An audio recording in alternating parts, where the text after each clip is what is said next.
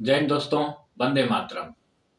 मैं आप लोगों को यूपी का एक बहुत बड़ी घटना के बारे में बताना चाहता हूं। यूपी एटीएस ने 7 आतंकवादियों को पकड़ा है, जिसका तार जो है आईएसआईएस आतंकवादी संगठन से है। आईएसआईएस वही जो पूरे वर्ल्ड में सबसे फेमस आतंकवादी संगठन है। अच्छा, ये सब कारनामे देखिए आप लोग कहाँ हुआ है। उस जगह पे हुआ है जहाँ की लॉ एंड ऑर्डर बहुत ही सख्त है।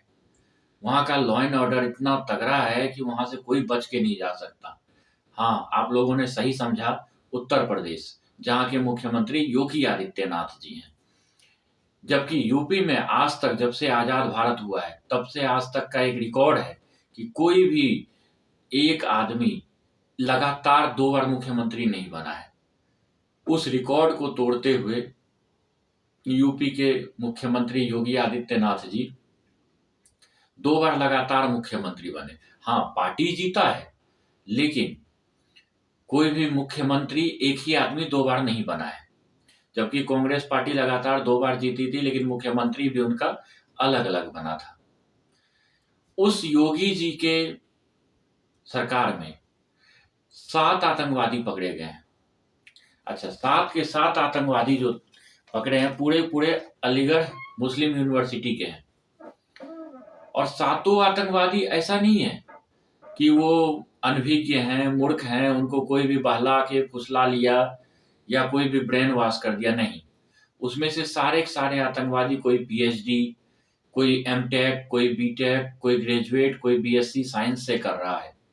और सभी के सभी एएमयू यूनिवर्सिटी में, एएमयू अलीगढ़ मुस्लिम यूनिवर्सिटी, वहां पे एक संगठन चलता है SAMU, student of Aligarh Muslim University. ये सारे उनसे जुड़े हुए थे।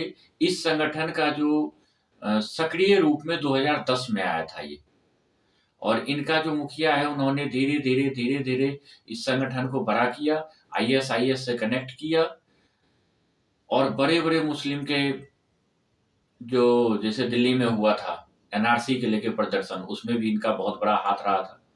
अच्छा, इनका मेन मकसद ये था कि यूपी दीपावली का मौसम चल रहा था, अयोध्या में भव्य राम मंदिर बन रहा है। देश के अलग अलग कोने में बहुत बड़ा कांड करना और हिंदू के ऊपर उसको थोप देना। अब आप बोलिएगा कि हिंदू के ऊपर कांड वो करेंगे और हिंदू के ऊपर कैसे थोपा जाएगा। आप लोगों को याद होगा कुछ साल पहले जब नरेंद्र मोदी की सरकार से पहले कांग्रेस की सरकार थी, उस टाइम पे हिंदू आतंकवाद नाम से एक बहुत बड़ा चर्चा में आया था बात, जिसको कि गलत रूप से प्रचारित किया गया था। गृह मंत्री शिंदे साहब थे कांग्रेस के, चिदम्बरम साहब थे, ये सब ने मिल के ना, जैसे एक बीच में कहा नहीं जाता था कि आतंकवाद का कोई धर्म नहीं होता है, लेकिन सारे आतंकवाद मुस्लिम धर्म से निकलता था। उसी तरह से उन्होंने वोट पाने के लिए मुस्लिमों का, उन्होंने हिंदू को बदनाम करने के लिए पूरे वर्ल्ड में हिंदू आतंकवाद का नाम गढ़ा। मालेगांव ब्लास्ट आप लोगों को याद होगा, जो मुंबई के पास हुआ था। वो ब्लास्ट कोई और किया था, आतंकवादी के थ्रू करवाया गया था। यहां तक कि वहां का जो डॉन था मुंबई का, उनका पूरा का पूरा हाथ था उसमें। लेकिन उसमें किसको गिरफ्तार किया गया? साध्वी प्रज्ञा सिंह ठाकुर, हाँ, जो अभी बीजेपी से एमएलए हैं और ये एमपी में है। उसके बाद श्रीकांत पुरोहित, जो कि फौज में कर्नल थे, इन लोगों को पकड़ा गया और इनको बदनाम करके हिंदू आतंकवाद का नाम दिया गया। साध्वी प्रज्ञा को इतना टॉर्चर किया गया, इतना टॉर्चर किया गया कि उनका चलना मुश्किल हो गया था। लेकिन सत्य की विजय होती है, जांच हुई, सीबीआई जांच हुई और ये सारे के सारे बरी हुए। इसी तरह से यूपी के अंदर भी बहुत बड़ा घटना का अंजाम देने के बाद हिंदुओं के ऊपर इसका पूरा पूरा ठीकरा फोड़ना था।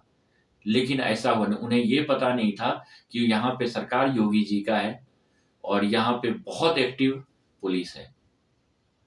अच्छा, इनके देखिए कुछ नाम ऐसे हैं। राकीब इमाम अंसारी, जो कि एएमयू से ही बीटेक करने के बाद फिर एमटेक कर चुके थे। दूसरा नाम था नावेद सिद्दीकी, जो बीएससी साइंस से बैचलर कर रहे थे, एएमयू से ही कर रहे थे। तीसरा नाम था मोहम्मद नोमान, जो कि ग्रेजुएट है, एएमयू से ग्रेजुएट करके, लेकिन उसी संस्था से जुड़ा हुआ था। इसी तरह एक और नाम है मोहम्मद नाजीम, वो भी ग्रेजुएशन जो किया हुआ है एएमयू से ही किया हुआ है। अच्छा, अगला जो पांचवा आतंकवाद था, उनकी बीवी तो नर्स है बकायदा। अच्छा, इन लोगों को एक चीज देखिए, कितना भी पैसा हो जाए, बहुत बड़े फैक्ट्री खोल लिए, पैसों पे आराम सो रहे हैं, लेकिन फिर भी इनका जो नियति है ना, वो आतंकवाद से जुड़ना ही जुड़ना है और कुछ ना कुछ कांड करना ही करना है। अच्छा, इनमें से कुछ है जो कि आईएसआईएस के थ्रू तो ब्रेन वॉश तो हो जाते हैं, लेकिन बाद में अगर मान लीजिए यूपी में योगी की सरकार नहीं होता तो क्या होता? आज यूपी में जनता परेशान रहती और जगह जगह बम धमाके होते। अगर योगी जी एक्टिव नहीं होते तो अभी राम भगवान का जो अयोध्या में मंदिर बन रहा है, वहां पे भारी मत गोला बारूद के साथ बम विस्फोट होता। अच्छा, इनके साथ बहुत ज्यादा असला भी पकड़ा गया है, कारतूस पकड़ा गया है। ये सब आईएसआईएस से जुड़े हुए थे। ये देखिए, कभी अपना एक संगठन को बैन होता है, तुरंत दूसरा उसका नामकरण कर दिया जाता है। अभी अभी एक संगठन बैन हुआ था, अभी दूसरा संगठन का नाम दे दिया, फिर ये बैन होगा, तीसरा संगठन का नाम देगा। सबसे पहले सेमी हुआ था बैन। इसी तरह इन लोग कुछ ना कुछ करके, पता नहीं क्या है, जबकि खाते यहाँ के हैं, रहते यहाँ के हैं, कमाते यहाँ पे हैं, सब कुछ यहाँ के हैं, रहने वाले यहाँ के हैं, लेकिन चोट भी यहीं को पहुंचाते हैं और काम करते हैं दूसरे देश के लिए, विदेशों के लिए। भगवान का, राम भगवान का ही समझिए कि एक बहुत अच्छा ज्यादा प्रकोप था, जो कि योगी आदित्यनाथ जी के एटीएस ने इन सातों के सातों को धर दबोचा है और इनसे काफी राज उगलवाया है और बहुत जगह एटीएस का छापेमारी चल रहा है, यूपी एटीएस का। इसमें एनआईए को भी संलिग्न किया गया है, विदेशी एंगल से भी देखा जा रहा है। अगर इन लोग अपने काम में पूरा का पूरा सक्रिय हो जाते और नहीं पकड़े जाते तो क्या होने वाला था? इजराइल, हमारे ख्याल से कहीं इजराइल और गाजा पट्टी का जो वार चल रहा है वो फीका पड़ जाना था, इतना ज्यादा दहलाने वाला था। धन्यवाद।